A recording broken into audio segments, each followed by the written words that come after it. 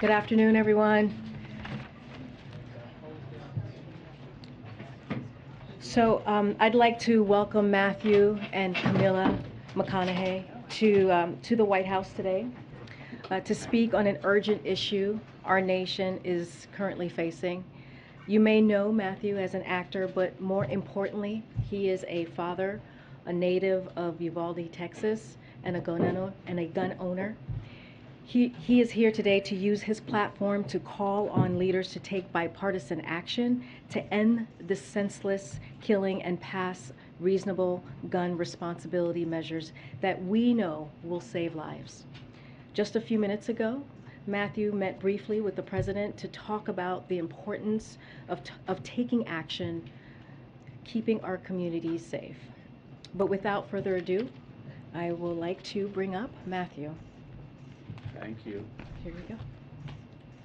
Thank you. Thank you. Thank you, Camilla. To make the loss of these lives matter. My wife and I, Camilla, we spent most of last week on the ground with the families in Uvalde, Texas. We shared stories, tears, and memories. The common thread, independent of the anger and the confusion and the sadness, it was the same. How can these families continue to honor these deaths by keeping the dreams of these children and teachers alive? Again, how can the loss of these lives matter?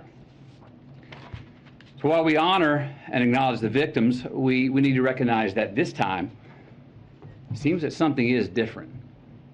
There is a sense that perhaps there's a viable path forward. Responsible parties in this debate seem to at least be committed to sitting down and having a real conversation about a new and improved path forward.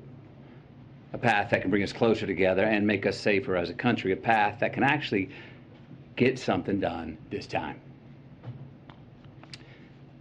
Camilla and I came here to share my stories from my hometown of Uvalde. We came here to take meetings with elected officials on both sides of the aisle. We came here to speak to them, to speak with them, and to urge them to speak with each other. To remind and inspire them that the American people will continue to drive forward the mission of keeping our children safe, because it's more than our right to do so, it's our responsibility to do so. I'm here today in the hopes of applying what energy, reason, and passion that I have into trying to turn this moment into a reality. Because as I said, this moment is different. We are in a window of opportunity right now that we have not been in before. A window where it seems like real change can happen. Uvalde, Texas is where I was born. It's where my mom taught kindergarten less than a mile from Robb Elementary. Uvalde is where I learned to master a Daisy BB gun. That took 2 years before I graduated to a .410 shotgun. Uvalde is where I was taught to revere the power and the capability of the tool that we call a gun. Uvalde is where I learned responsible gun ownership. Now, Uvalde called me on May 24th when I learned the news of this devastating tragedy. I had been out of cellular range, working in the studio all day when I emerged, and messages about a mass shooting in the town I was born in began flooding my inbox.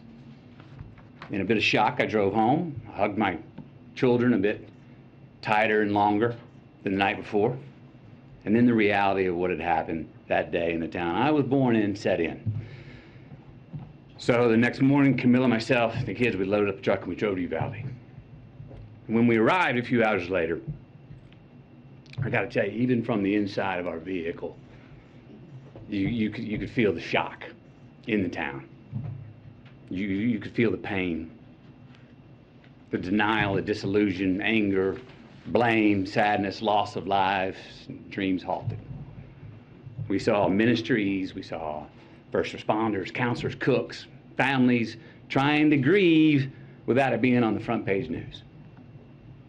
We met with the local funeral director and countless morticians who who hadn't slept since the massacre the day before, because they've been working 24/7 trying to handle so many bodies at once, so many little innocent bodies who had their entire lives still yet to live.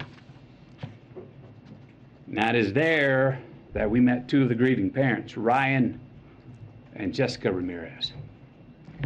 Their 10-year-old daughter, Alita. She was one of the 19 children that were killed the day before. Now, Alita, her dream was to go to art school in Paris and one day share her art with the world. Ryan and Jessica were eager to share Alita's art with us and said if we could share it, that somehow, maybe that would make Alita smile in heaven. They told us that showing someone else Alita's art would in some way keep her alive. Now, this particular drawing is a self-portrait, all right, of Alita drawing with her friend in heaven looking down on her, drawing the very same picture. Her mother said of this drawing, she said, you know, we never really talked to her about heaven before, but somehow she knew. Alita was 10 years old. Her father, Ryan, this man was steady. He was uncommonly together and calm. When a frazzled friend of his came up and said, how are you so calm? I'd be going crazy. Ryan told him, he said, no, you wouldn't. No, you wouldn't. You'd be strong for your wife and kids, because if they see you go crazy, that will not help them. Just a week prior, Ryan got a full-time line job, stringing power lines from pole to pole. And every day since landing that well-paying full-time job, he reminded his daughter Alita, he said, girl, Daddy gonna spoil you now. Told her every single night. He said, Daddy's gonna take you to SeaWorld one day.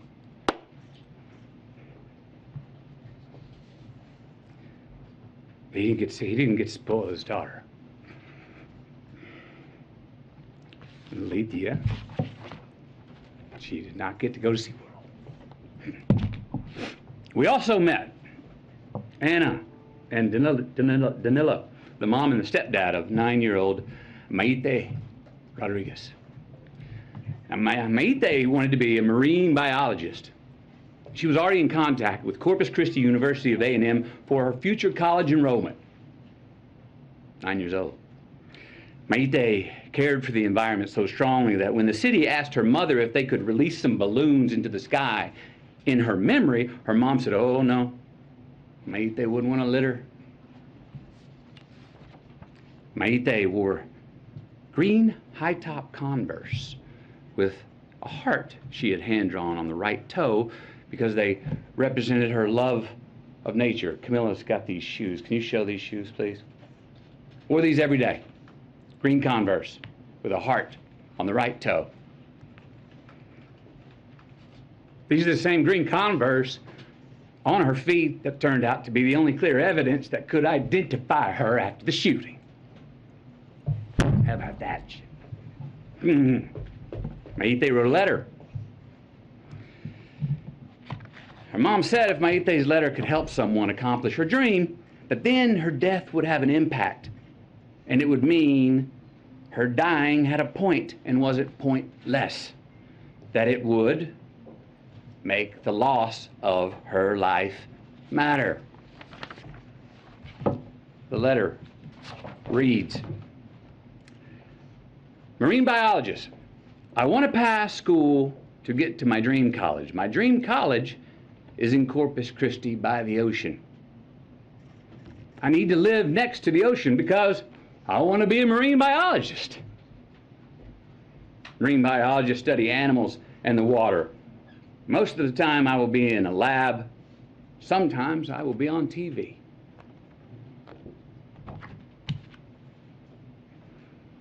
Then there was Ellie Garcia, a 10-year-old, and her parents, Stephen and Jennifer. Ellie loved to dance and she loved church. She even knew how to drive tractors and was already working with her dad and her uncle mowing yards. Ellie was always giving of her gifts, her time, even half-eaten food on her plate, they said. Said around the house, we called her the Great Regifter. Smiling through tears, her family told us how Ellie loved to embrace. Said she was the biggest hugger in the family. Now, Ellie was born Catholic, but had been going to Baptist church with her uncle for the last couple of years. Her mom and dad were proud of her because they said she was learning to love God no matter where.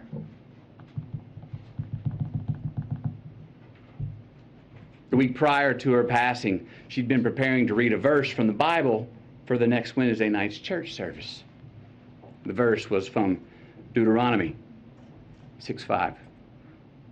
And thou shalt love the Lord thy God with all thy heart, with all thy soul, and with all thy might. That's who Ellie was becoming. But she never got to read it. Service on that Wednesday night. Then there was a fairy tale love story of a teacher named Irma and her husband Joe. What a great family this was. This was an amazing family. Camilla and I, we sat with about 20 of their family members in their living room, along with their 4 kids. Kids were 23, 19, 15, and 13. They shared all these stories about how Irma and Joe served the community and would host all these parties, and how Irma and Joe were planning on getting a food truck together when they soon retired. They were humble, hard-working people. Irma was a teacher who her family said went above and beyond and just couldn't say no to any kind of teaching. Joe had been commuting to and from work 70 miles away in Del Rio for years.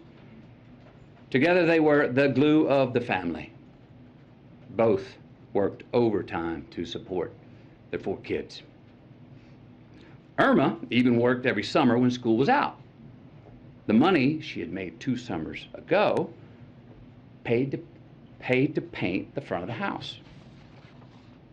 The money she made last summer paid to paint the sides of the house. This summer's work was going to pay to paint the back of the house. Because Irma was one of the teachers who was gunned down in the classroom. Joe, her husband, literally died of heartache the very next day when he had a heart attack.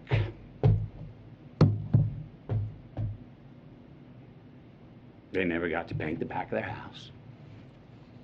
They never got to retire. And they never got to get that food truck together. We also met a cosmetologist. She was well-versed in mortuary makeup. That's the task of making the victims appear as peaceful and natural as possible for their open casket viewings. These bodies were very different. They needed much more than makeup to be presentable. They needed extensive restoration. Why? Due to the exceptionally large exit wounds of an AR-15 rifle. Most of the body is so mutilated that only DNA test or green Converse could identify them. Many children were left not only dead, but hollow. So yes, counselors are going to be needed in Uvalde for a long time. Counselors are needed in all these places where these mass shooters have been for a long time. I was told by many that it takes a good year before people even understand what to do next. And even then, when they become secure enough to take the first step forward, a lifetime is not going to heal those wounds. But again, you know what every one of these parents wanted, what they asked us for? What every parent separately expressed in their own way to Camilla and me? That they want their children's dreams to live on. That they want their children's dreams to continue to accomplish something after they are gone. They want to make their loss of life matter. Look, we heard from so many people, right? Families of the deceased, mothers, fathers, sisters, brothers, Texas Rangers, hunters, Border Patrol, and responsible gun owners who won't give up their Second Amendment right to bear arms. And you know what they all said? We want secure and safe schools, and we want gun laws that won't make it so easy for the bad guys to get these damn guns. So, we know it's on the table. We need to invest in mental health care. We need safer schools. We need to restrain sensationalized media coverage. We need to restore our family values. We need to restore our American values. And we need responsible gun ownership. Responsible gun ownership. We need background checks. We need to raise the minimum age to purchase an AR-15 rifle to 21. We need a waiting period for those rifles. We need red flag laws and consequences for those who abuse them. These are reasonable, practical, tactical regulations to our nation, states, communities, schools, and homes. Responsible gun owners are fed up with the Second Amendment being abused and hijacked by some deranged individuals. These regulations are not a step back. They're a step forward for a civil society and the Second Amendment. Look, is this cure-all? Hell no. But people are hurting. Families are, parents are. And look, as divided as our country is, this gun responsibility issue is one that we agree on more than we don't. It really is. Look, this should be a nonpartisan issue. This should not be a partisan issue. There is not a Democratic or Republican value in one single act of these shooters. It's not. But people in power have failed to act. So we're asking you. And I'm asking you, will you please ask yourselves, can both sides rise above? Can both sides see beyond the political problem at hand and admit that we have a life preservation problem on our hands? Because we got a chance right now to reach for and to grasp a higher ground above our political affiliations. A chance to make a choice that does more than protect your party. A chance to make a choice that protects our country now and for the next generation. We got to take a sober, humble, and honest look in the mirror and rebrand ourselves based on what we truly value. What we truly value. We got to get some real courage and honor our immortal obligations instead of our party affiliations. Enough with the counterpunching. Enough of the invalidation of the other side. Let's come to the common table that represents the American people. Find a middle ground, the place where most of us Americans live anyway, especially on this issue. Because I promise you, America, you and me, we are not as divided as we are being told we are. No. How about we get inspired? Give ourselves just cause to revere our future again. Maybe set an example for our children. Give us reason to tell them, hey, listen and watch these men and women. These are great American leaders right here. Hope you grow up to be like them.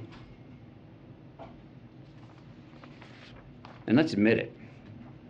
We can't truly be leaders if we're only living for re-election.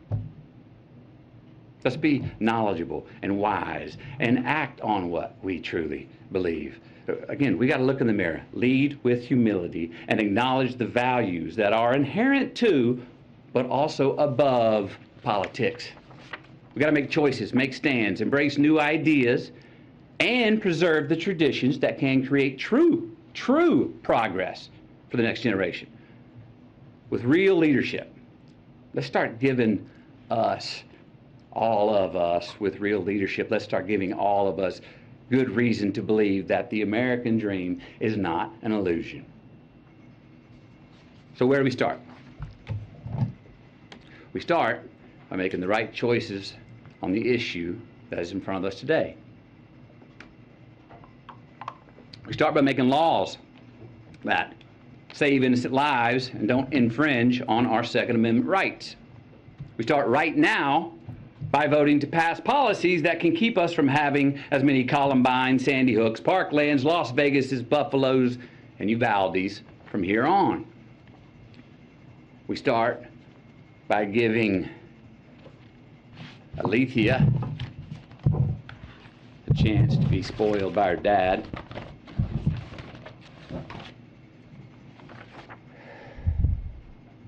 We start by giving Mayte a chance to become a marine biologist. We start by giving Ellie a chance to read her Bible verse at the Wednesday night service. We start by giving Irma and Joe a chance to finish painting their house. Maybe retire, get that food truck. We start by giving McKenna, Layla, Miranda, Nevaeh, Jose, Javier, Tess, Rogelio, Eliana, Annabelle, Jackie, Azuya, JC, Jayla, Ava, Amory, and Lexi. We start by giving all of them our promise that their dreams are not going to be forgotten. We start by making the loss of these lives matter.